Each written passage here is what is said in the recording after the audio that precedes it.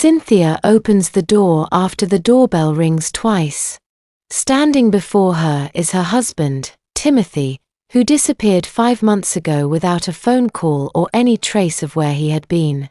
Shocked and unsettled, she stares at him, wondering why he has come home. Deep down, she wishes he had never returned. Timothy has been a violent man throughout their 4 years of marriage. The red flags were there during their courtship, but Cynthia ignored them, convincing herself that he was simply a no-nonsense man. She was desperate to get married, and to make matters worse, Timothy was the man who took her virginity. Although he never hit her while they were dating, he publicly humiliated her countless times, shouted at her, spoke to her in a harsh, cold voice, and grabbed and dragged her around as though she meant nothing. Despite all this, she accepted his proposal. She held on to the words she had heard since childhood: men are angels and devils at the same time. No man is perfect. The devil you know is better than the angel you don't know. 2 months into their marriage, physical abuse became part of her daily life. Timothy would get angry over the smallest mistakes, correcting her with slaps and whatever violence he felt like using. Once he calmed down, he would apologize, claiming that it was his way of showing love. Cynthia always forgave him. Eventually, he began staying away from home for days at a time. Ironically, those absences gave Cynthia peace of mind. She experienced more peace as though she was single. Now, after disappearing for 5 months, Timothy has suddenly returned. Still lost in thought, Cynthia is startled when Timothy speaks in a remorseful voice.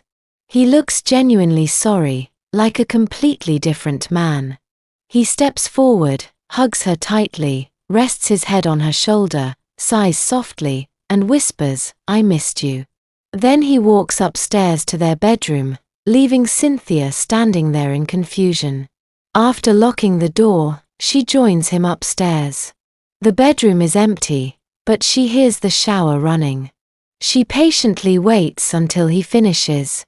When Timothy comes out, he notices Cynthia standing awkwardly. Instead of barking orders as usual, he gently places 2 fingers beneath her chin, lifts her face to meet his eyes, and kisses her, the same passionate kiss he used to give her during the first months of their relationship. Confused yet longing for the husband she once loved, Cynthia hesitates before giving in. They make love like 2 people deeply in love, unlike the forceful intimacy she had endured in recent years. From that day forward, Timothy becomes the husband Cynthia never imagined he could be. He is caring, supportive, gentle, and loving. For the first time, Cynthia truly enjoys her marriage. 3 weeks and 2 days later, Timothy leaves home to buy a surprise birthday gift for her. The next day is Cynthia's birthday. Hours later, Cynthia receives a call from the hospital. She rushes there, where a doctor informs her that her husband has just awakened from a 3-week coma and had given them her phone number. Confused, she almost argues that her husband has been living with her for the past 3 weeks. The doctor leads her to the hospital ward, where Timothy is lying in bed.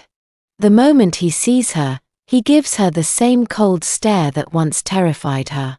After reminding Cynthia to settle the hospital bills, the doctor excuses himself. The moment they are alone, Timothy slaps Cynthia so hard that she falls to the floor. "What exactly are you?" he demands in his familiar cold, harsh voice. "I've been lying here for 3 weeks, and you were nowhere to be found. Weren't you supposed to be here praying for me?"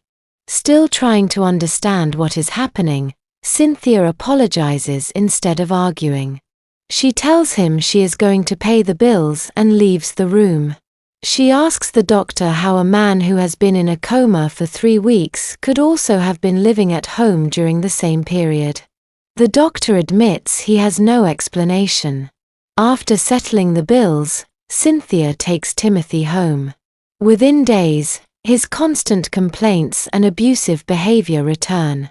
One evening, after he criticizes the dust on the television, Cynthia finally reaches her limit. Softly, she asks, "Will there ever come a time when you'll stop complaining?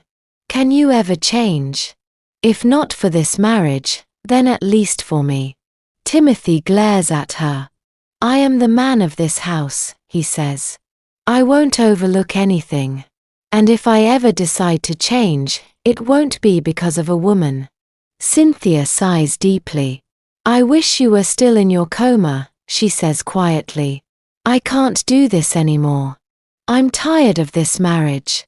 Without waiting for his response, she packs her belongings, returns to the living room, removes her wedding ring, and places it on the table.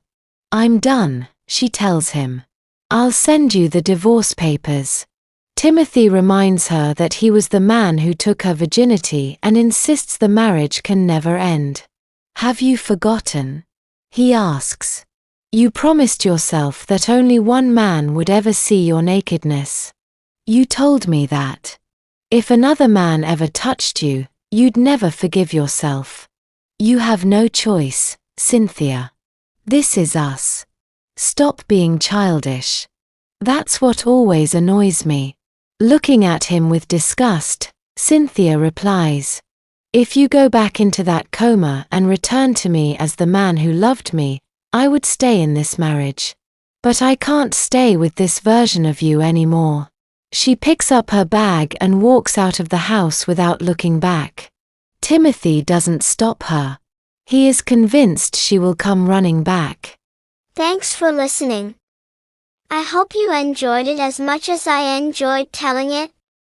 Don't forget to subscribe, like, comment and share. Don't miss our next adventure.